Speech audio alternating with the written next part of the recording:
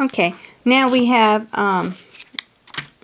let this dry for at least 30 minutes, and then we took our dryer to it and dried it just to make sure. So now we're ready to take the webbing off.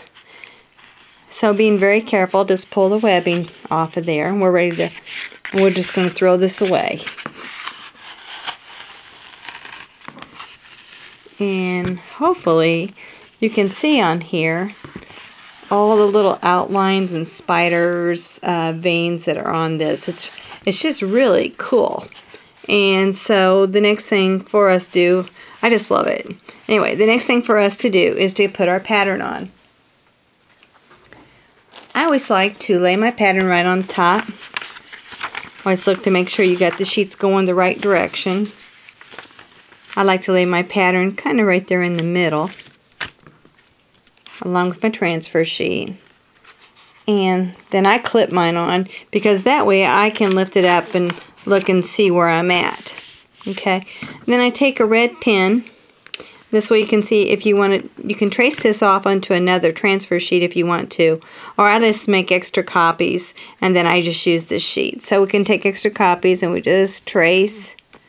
And I should not have put that line on there, so we'll not worry about that. Anyway, I'm just going to trace the pumpkin on and the little line.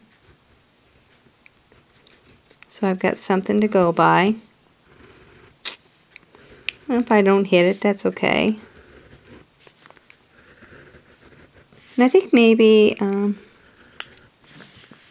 we'll just keep on going with these lines. I think everybody has their own way of tracing. I'm not going to trace through his eye, but I am going to trace the eye while I'm here. Kind of give me an idea of what I'm doing. Okay, and then that line. And this one.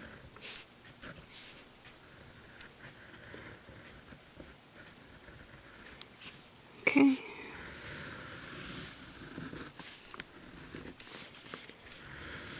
This is just a line for me to know where to float my collar.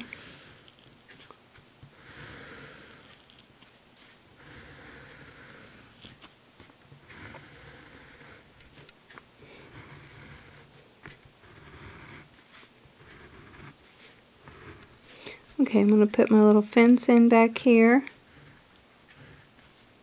I could have just drawn that in, but a lot of people don't like to draw. So I put that on your pattern for you. And just a little tree.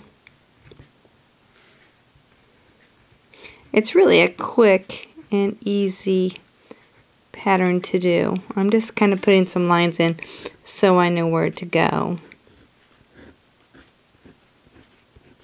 Okay, I'm not going to put the bats in. You could put the bats in if you wanted to and painted them, but I'm going to use a stamp on mine.